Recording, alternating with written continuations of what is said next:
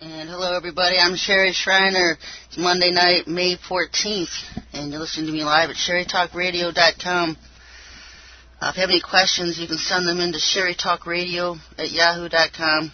I'll be checking there. I know I've got a bunch of questions to get to that I haven't gotten to the last couple of weeks, and so I'll skim through those.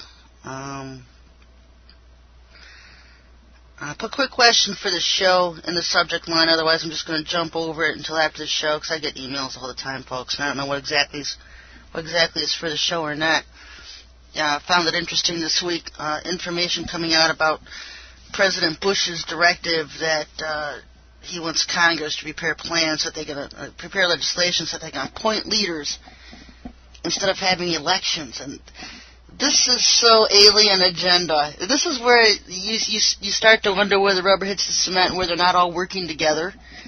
Because I talked about this several years ago, and if you read my NESARA articles on NESARA, which is the economic program of the beast, one of their main things, one of their main plans that they keep pushing off on all these New Agers, lead them by the nose, oh, we're coming this year, we're coming this month, and they string them all along. They've been doing it for years. But one of their biggest things was that they would have Bush and Cheney both arrested for treason and amongst other charges, and then they would appoint Al Gore as an interim leader until elections could be held. And they don't ever plan on having elections, folks. They would just have Al Gore as the new dictator of America.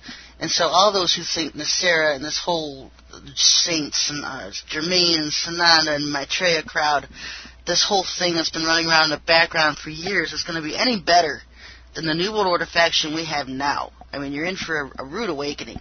It's nothing but a total deception. It's something the Lord pointed out to me years ago, and He's had me in it for a long time, actually. And so I don't know anybody else I started seeing some people now starting to get on the Sarah jump bandwagon and start talking about it.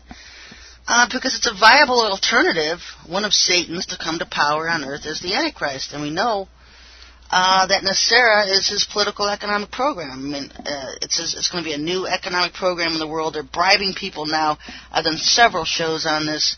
Oh, we'll give you $10,000 a month. We'll give you $75,000 a month. Leo Wanta has our money, and Bush won't release it. And, and this stuff's all true. I mean, everybody wants to say NESARA is a charade and a scam and all this. This Leo Wanta, this billionaire who's been fighting for these billions of dollars he has that the government won't release, and you can Google his name, Leo, W-O-N-T-A, I think it is, Wanta. He has all their money for supposedly how they're going to be able to give everybody $75,000 a month, and it's hard to say how long that would be for. These are bribes, and the Bible code always depicts it as a bribe.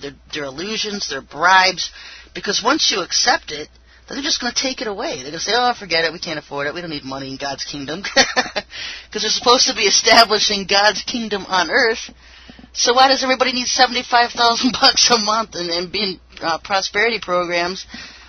Do you think the Lord takes American Express in heaven? Do you think He needs it? And so you could just pick their whole things apart with a fork. There's so many holes in it. But the sad part is the majority of mankind will always go along with whatever the deceptions are, because they do it now.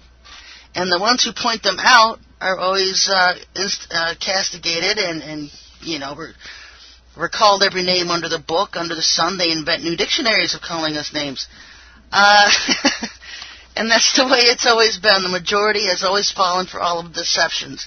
There's always been a remnant, a handful, that the Lord will keep away because He opens their eyes to the truth.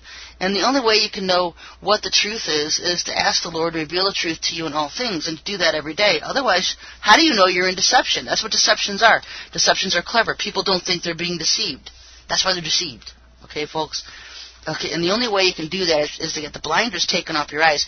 And you can't do that when you have an attitude of, I already know everything. I already know this, I know that, I've read this, I've read that. The problem with people who call themselves truth seekers or students of prophecy is in all their learning and all their head wisdom, all they do is go find other people who are like-minded with them and think the same things they do and get their material. They buy their books, buy their videos, and they're totally closed-minded to anything else.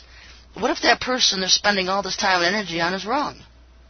You know? That's when you just got to sit back and say, okay, Lord, you show me who to read. You show me who to trust.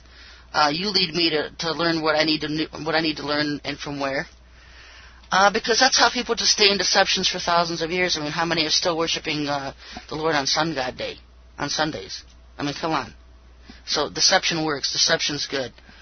Because if the Lord was able to teach you, the first thing He does to people who are learning the truth and learning to lean on the Lord for the truth is He leads them out of church. He leads them out of these Sun God churches.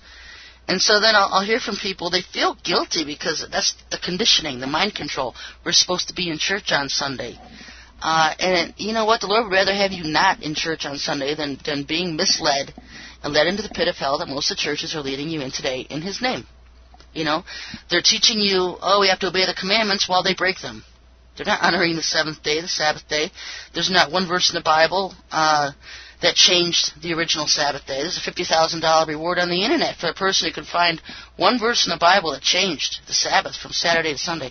And that's just one instance. There's so many others, so many other dogmas and theologies that people have picked up that are totally false. And if you haven't figured out that Paul's a false apostle yet, then you still got some ways to go. Because that's like number 2, 3, 4 on the line that the Lord will start teaching the people. When they start asking for the truth in all things, He will just start revealing it. And it's a snowball effect.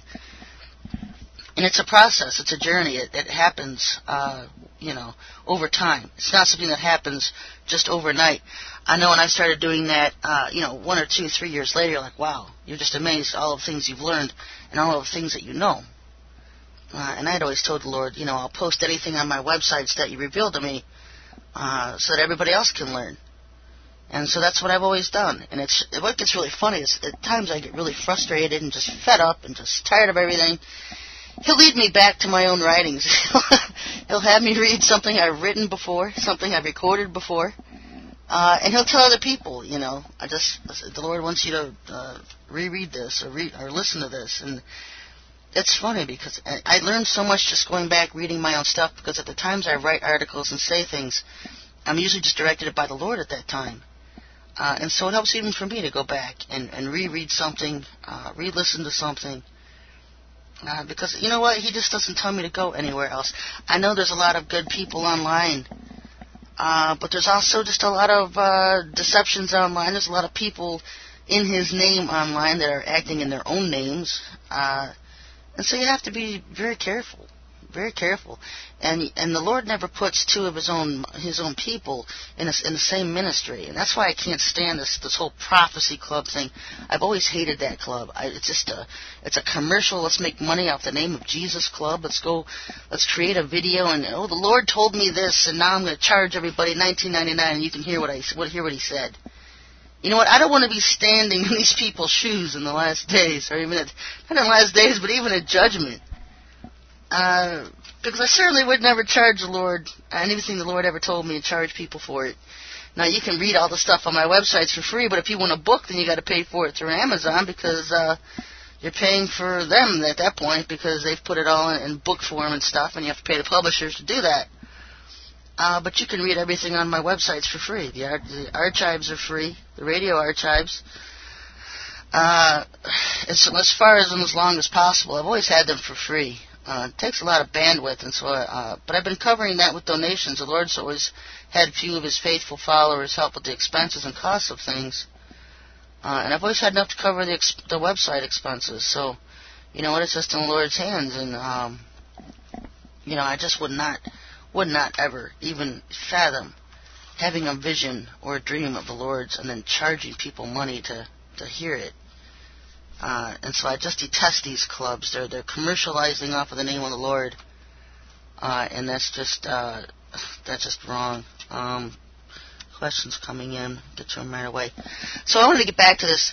What I'm talking about is this whole thing now with Bush, because several years ago, like in 2003, it was like 2003, I posted a code about Congress being blown up in July.